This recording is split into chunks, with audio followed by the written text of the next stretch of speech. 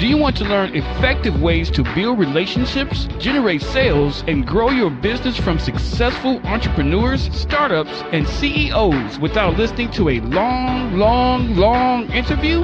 If so, you've come to the right place. Gresham Harkless values your time and is ready to share with you precisely the information you're in search of. This is the I Am CEO podcast. Hello. This is Gresh from the IAM281 podcast, and I have a very special guest on the show today. I have Jenny O of Wander and UX Audit Co. Jenny, it's awesome to have you on the show. Thanks for having me. Excited to be here. No problem. Super excited to have you on. And what I want to do is just read a little bit more about Jenny so you can hear about all the awesome things that she's doing. And Jenny is a world traveling entrepreneur who currently lives a fully nomadic lifestyle and does not have a place she calls home. She's the founder of Wander, an award-winning product strategy and UX design firm, and UX Audit Co., which produces usability audit reports for SaaS companies. Both companies have operated location independent with remote employees from around the world. She shares her experiences of running her companies fully remote in her new podcast called Remote CEOs. Jenny is most well known for her story on LinkedIn about funding her employees' salaries on her personal credit card for the first 6 months of the business, a story that has reached over 20 million views worldwide in just a matter of a week. Jenny, are you ready to speak to the I Am CEO community? Yes, I am. Very excited. Me too. I'm super excited too. And what I wanted to do was kick everything off by hearing about what I call your CEO story and what led you start your business. Sure. So things have been pretty much organic. So when I was in grad school, I was building out, e-commerce stores and personal blogs here and there, and just getting a feel for the water of building out my own, websites. And then when I was in grad school, that was the first time that I was getting into building out a mobile application, and was working on that throughout the year. And when I finished, I was trying to fundraise for that startup. And long story short, what happened was, I had to close down that startup. Didn't work out. I couldn't raise enough money. And I got to a point where, I was a little bit demoralized, feeling like, I failed at something and I wasn't really sure what I wanted to do next. And the only thing that was really clear in my head was I wanted to have my own startup again, and I wanted to travel. Those were the only two things that I was really clear on. And so what ended up happening was, I figured I'm going to just do some freelance work to pass the time and get some money until I come up with the next big idea to pursue again. And honestly, that big idea just never came. And I just continued freelancing, and one client led to another. Projects became bigger, and I had to start hiring for help. And a couple years of that, and realized, hey, I'm no longer a freelancer. I'm actually running a business, and incorporated Wander in June of 2016. So we'll be 3 years old in just a couple months. And then launched UX Audit Co. just recently. So everything has kind of come organically for me. Nice. I absolutely love that. It's funny. I always say how the universe sometimes kind of pushes you in the way, in the direction sometimes you're not expecting to go, but sometimes it just kind of happens like that. It kind of sounds like that's what happened on your end. Exactly. And I think it happened for a reason, of course, because I think when I first started my tech company about 5 years ago, I just wasn't prepared. I didn't know anything about technology. I was just a freshly graduated student who just had this amazing idea that I wanted to pursue, and I had no means to get there. I was just kind of running on trial and error, and that's ultimately why I failed. But now that I've gone through this phase of building everybody else's product and learning about different technology, if and when I do start my own product company, I'm at a much, much higher advantage of success because I've had this experience behind me.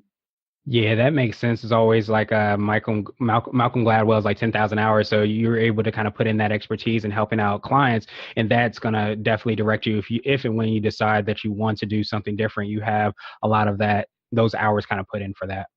Exactly. Yeah. Nice, nice, nice. And I wanted to drill down a little bit deeper and hear like how you're serving the clients that you work with. Could you tell us a little bit more about your services and of course your podcast? Sure. So in terms of our services, we do mostly user experience design and auditing. So we'll work with companies, whether they're a startup that are just an idea on a napkin, all the way to Fortune 500 companies. And we'll work very differently depending on which stage of growth you're in. So if you're a startup, we do a lot of validation and brainstorming and getting you to that MVP so that you can go and raise an angel round, and we help through all of that process. And then if you're an enterprise client, we do a lot of auditing, usability testing, and design work as kind of like an extension to their existing team. So a lot of the enterprise companies that we work with, we realize the makeup of those teams are heavily on engineering and not so much resources on usability. And so that's where we kind of plug and play. Yeah, and I've always heard, and definitely correct me if I'm wrong, that it used to be that those two things, engineering, like actually building the product and the design of the project, were two separate things. But now it's becoming a lot more combined, where your usability is how it's designed, but also the design and the function of it is part of the design as well too. So it's like there's kind of Exactly. hand in hand. It seems like. Exactly. It has to be. And I think in the past, what's been happening was design and development were for sure two separate teams. And the designers would create something beautiful, and then they'll, what I like to call, tossing it over the wall, hoping that the development team will catch it and then implement it. But in reality, it doesn't work that way. The design and the development team has to work collaboratively together. Development has to come in that initial phase, and design has to be throughout the implementation as well. So yeah. No, that makes perfect sense. And I wanted to ask you for what I call like your secret sauce. And this could be for you, your organization, or your podcast. But what do you feel kind of sets you apart and makes you unique? I think what sets me and our foundation to the company and the way that I've been growing the team has been this global perspective. We're no longer bound by the best talent in a 10-mile radius.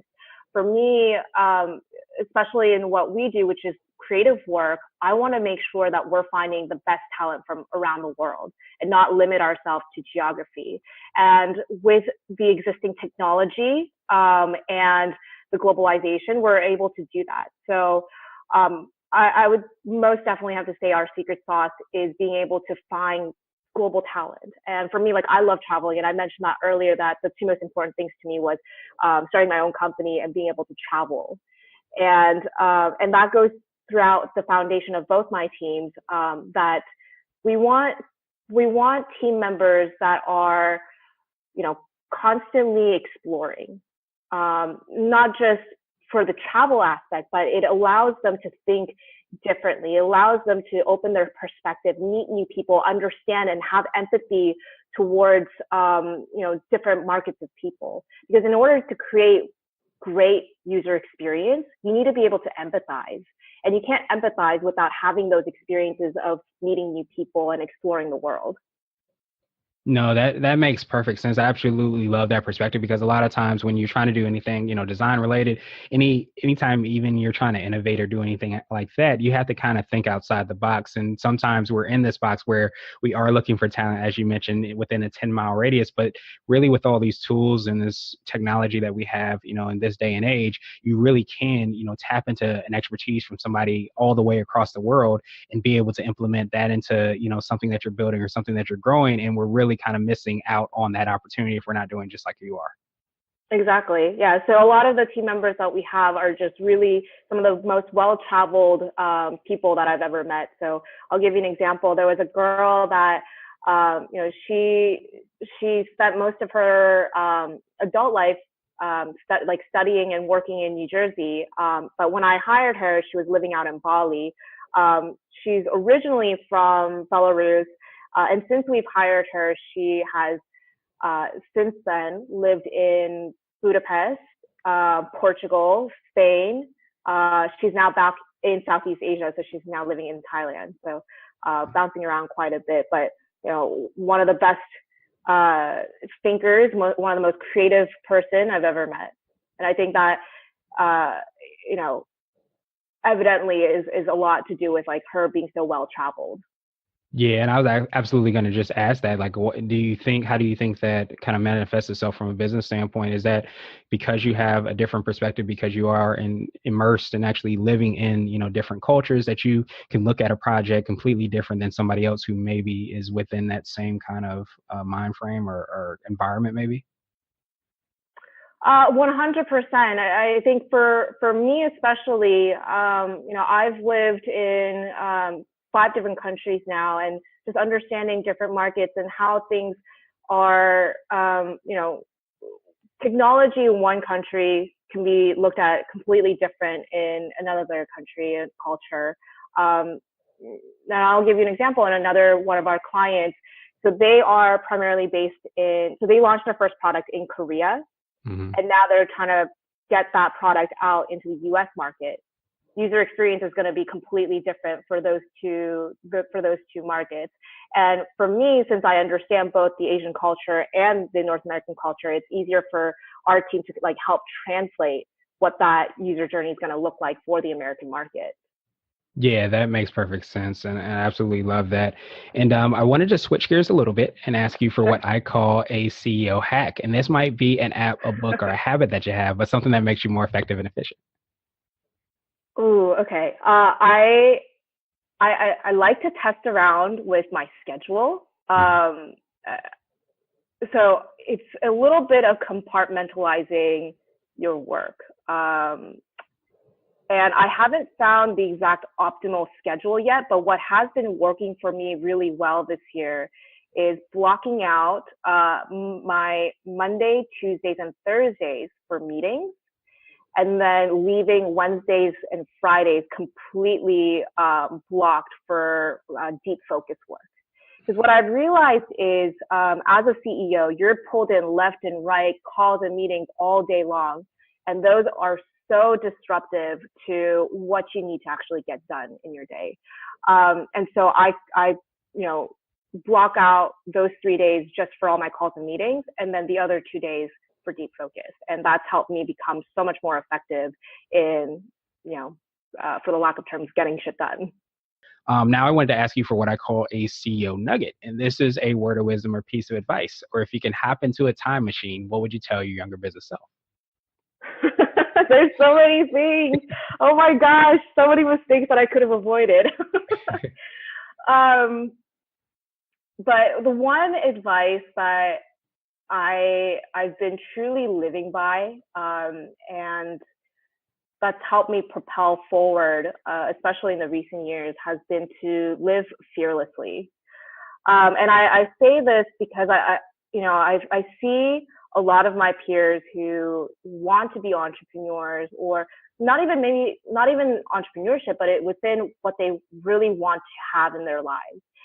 And they allow, society and I guess their norms of thinking to interfere with what they really want to accomplish.